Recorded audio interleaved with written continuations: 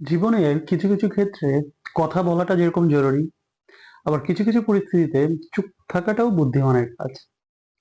আমি আপনাদের সাথে আজকে তিনটি পরিস্থিতি বা তিনটি সময়ের কথা বলবো, যে সময়টাতে আসলে আহ, আমাদের চুপ থাকা উচিত, এবং আমি মনে করি ওই সময় চুপ থাকাটাই বুদ্ধিমানের কাজ।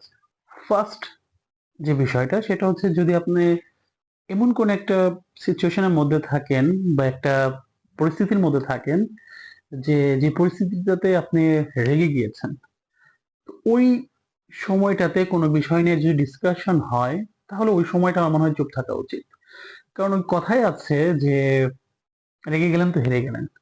তো আপনি যদি আহ রেগে গিয়ে কোনো রকম কোনো ডিসিশন বা অথবা আপনার কোনো মতামত দেন, তাহলে সেটা আসলে আবেগের বশে আপনি দিচ্ছেন। তো আবেগের বশে আসলে কোনো রকম কোনো আহ অবস্থায় কোনো ডিসিশন বা কোনো মতামত দেওয়া উচিত না।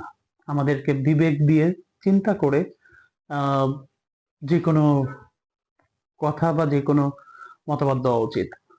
দ্বিতীয় যে পয়েন্টটা বা দ্বিতীয় যে বিষয়টা, সেটা হচ্ছে যে আপনি কোনো একটি বিষয় নিয়ে ধরেন কথা হচ্ছে, যে বিষয়টা আপনি জানেন না বা ওই বিষয়টা সম্বন্ধে আপনার পরিপূর্ণ জ্ঞান নেই, বা ওই পরিপূর্ণ আপনি ওই বিষয়টার আহ, সম্বন্ধে অবগত না। তো ওই সিচুয়েশনটাতে আপনার চুপ থাকা উচিত।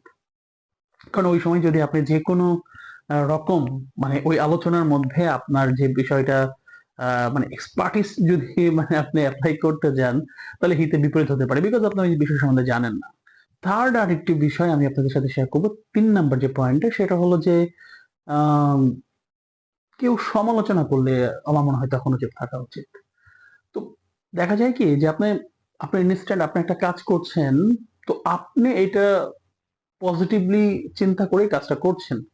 তো তখন যদি কেউ আপনার কোনো সমালোচনা করে, আপনি ইনস্ট্যান্ট সেখানে আপনার তার সাথে তর্কে জড়িয়ে যাওয়া উচিত না। তার কাছ থেকে জানেন সে আসলে কোন পয়েন্টটা বলতে চাচ্ছে, একটু সময় নেন।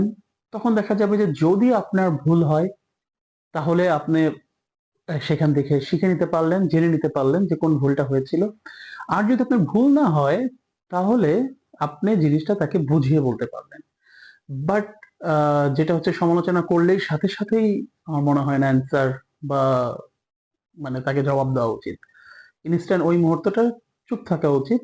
সমালোচনা যদি হয়, সেটা একটু সময় নিয়ে তারপর ওইটার জবাব দেওয়া উচিত। ভালো থাকবেন।